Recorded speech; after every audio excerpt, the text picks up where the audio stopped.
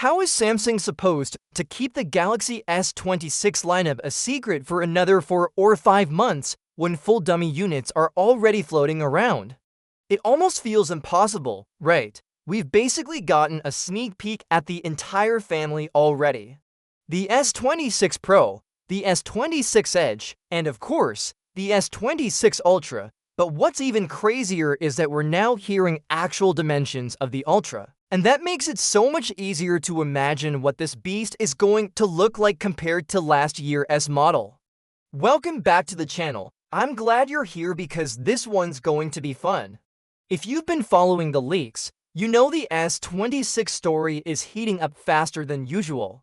So stick with me until the end because this isn't just about design leaks. This is about how Samsung might be quietly reshaping the feel of their flagships without shouting about it. Let's start with those dummy units. Sunny Dixon dropped fresh photos, and these aren't just blurry shots from some random forum. They look convincing.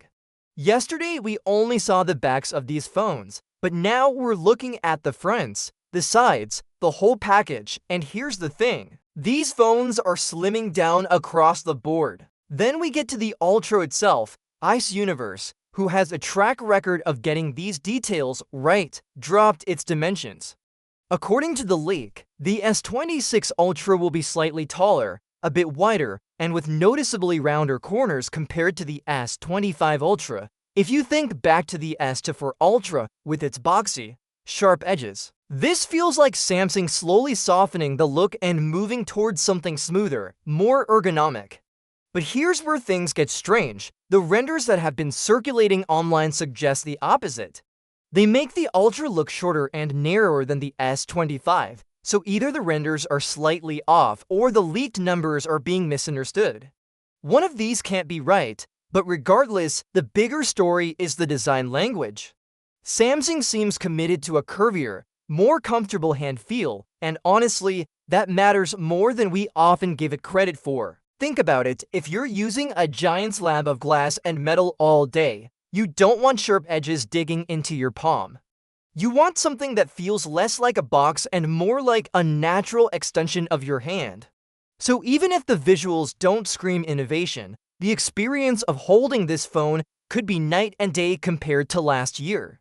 Now let's talk about the Edge model for a second. This is the one bringing back a design feature that fans have been asking about for years, a horizontal camera island.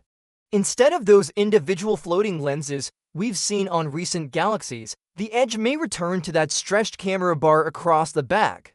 And that excites me because it gives the phone character again. The Edge has always been the stylish sibling in the lineup, and this design makes it stand out instead of just looking like a smaller Ultra. There's also a functional upgrade that ties the lineup together.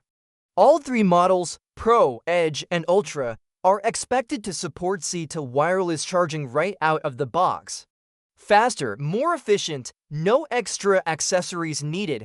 It's not flashy, but it's the kind of improvement you'll actually notice every single day. And those are the upgrades that end up mattering most. Here's the bigger picture. If you were hoping for a radical redesign, the S26 series isn't it. Samsung isn't tearing up the playbook. They're refining it, smoother corners, slimmer builds. More comfortable in the hand. These are refinements, not revolutions. And honestly, I think that's the smarter move. Because when you live with the phone every single day, comfort and usability matter far more than a dramatic redesign that only looks good on stage. So what's happening here is subtle but important. The Pro is slimming down, the Edge is rediscovering its identity. The Ultra is getting softer and more comfortable. These shifts aren't just random tweaks. They feel like Samsung carving out real personalities for each device. Not just 3 sizes of the same phone, but 3 distinct takes on what a flagship can be. And that makes the entire lineup more interesting. So now I want to hear from you. Are these refinements enough to get you excited for the Galaxy S26 series? Or were you hoping for something bold, something that would completely shake up the design? For me, the fact that the Ultra is getting less boxy and more friendly is already a win. Because at the end of the day, Aligns take a phone that feels amazing to use over one that just looks good in a promo image. If you made it this far, thank you for hanging out with me. Drop your thoughts in the comments. I really want to hear what you think about this curvier, slimmer direction Samsung seems to be going in. And don't forget to subscribe, because the leaks are only just getting started and the next few months are going to be packed with updates. I'll see you in the next one.